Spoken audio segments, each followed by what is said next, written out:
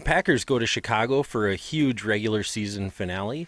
If the Bears win, they end up in the playoffs. If the Packers win, they get the first top seed in the playoffs and the first round bye and home field throughout.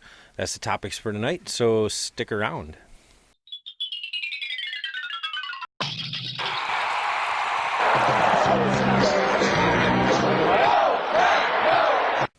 This video is brought to you by Likeable Shirt Designs. You can design your own custom t-shirt right on their website. Likeable Shirt Designs does not want to sell you a shirt. They want to sell you your favorite shirt. You can check them out at likeableshirtdesigns.com. There is a link in the description below this video. So, like I said in the opening, huge regular season finale game. The Packers take on the Bears. And, you know, there's a lot riding on this game. If the Bears win, they get into the playoffs. If the Packers win, they get that top seed in the playoffs, and along with it, they get their first round bye and home field advantage. Let's check out what happened in this game. So, really weird in the first play of the game, the opening kickoff, you get a challenge. This one was really close. I think this one was actually going to be, was going to stay with the call on the field no matter what the call on the field was. So Bears start out on the 40 instead of the 1, and they do end up getting into the end zone on that first possession, and 7-0 Packers take over, and good ground game, good air game. Offense is clicking. You know, this Packers offense is ready for the playoffs. You can see it, and beautiful pass play right here for the touchdown, and then back to the Bears.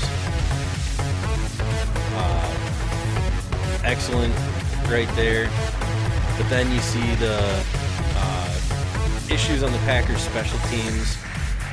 You know, right here, coughs up the ball, and the Bears get it back in good field position right there.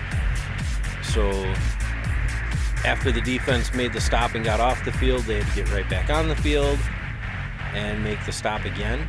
And after giving up field position that close, it was nice to hold them to 3. And offense goes back to work and really quickly answers back with this awesome pass to Marquez Valdes-Scantling. So Packers are up 14-10, and Bears cough up the ball right there and give it back to the Green Bay Packers, and Packers do what they do. You get the turnover to the Packers in good field positioning like that, and they like to put 7 up instead of 3, and now we're at 21-10. Really should have been an interception on that one, but the Bears do settle for 3 again, and we're at 21-13. And then, man, you know, halftime 21-13, and Packers come out, and you know that miss there by Marquez Valdes-Scantling was Rodgers' first incomplete pass of the day. The offense just didn't look the same in the third quarter. You see a huge play. You know, the defense kind of didn't look the same in the third quarter.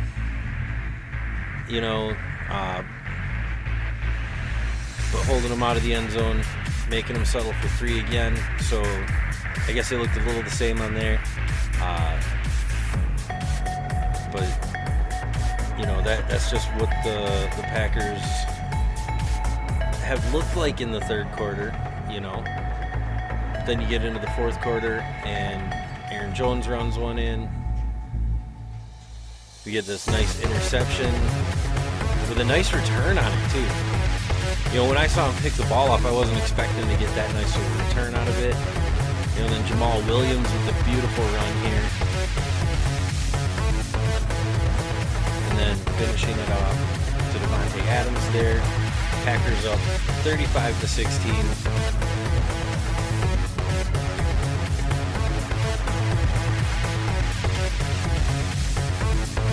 Bears, not much of a chance here, but giving it everything they've got. Not quite able to get into the end zone. And, you know, so that the game ended at 35-16. It was a good game. It was nice to see the offense clicking, the defense was clicking. I I'm really a little nervous at this point about the special teams. Uh, we've seen a number of mistakes out of our special teams this year, and I'd you know like to have that problem solved at this point in the season before going into the playoffs. But I'm sure that uh, Matt LaFleur has a good plan. What's really awesome to see, this is the end of Matt LaFleur's second regular season as a Packers head coach, and his second regular head season as a head coach anyway.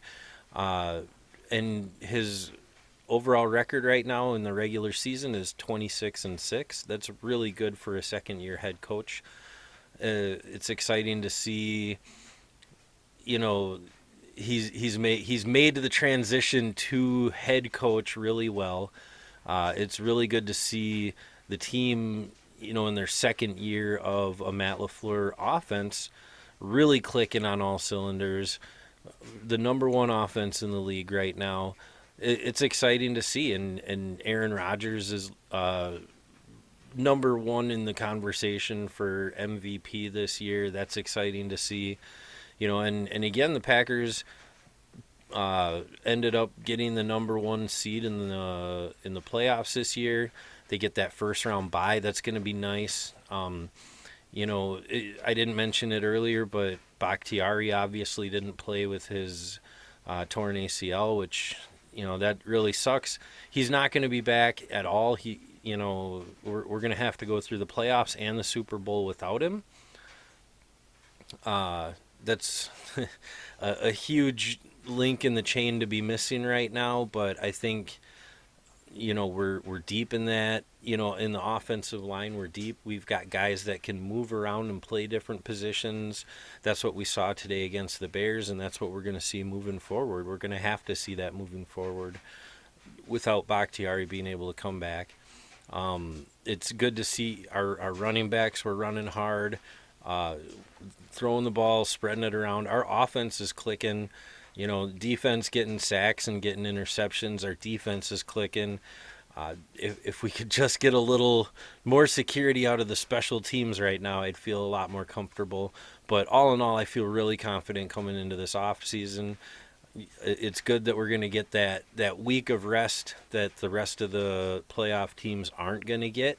And it's good that, we're going to get home field advantage throughout. I know this year home field isn't as much of an advantage as you'd like it to be without having crowds and the crowd noise. That's a huge part of what home field advantage is.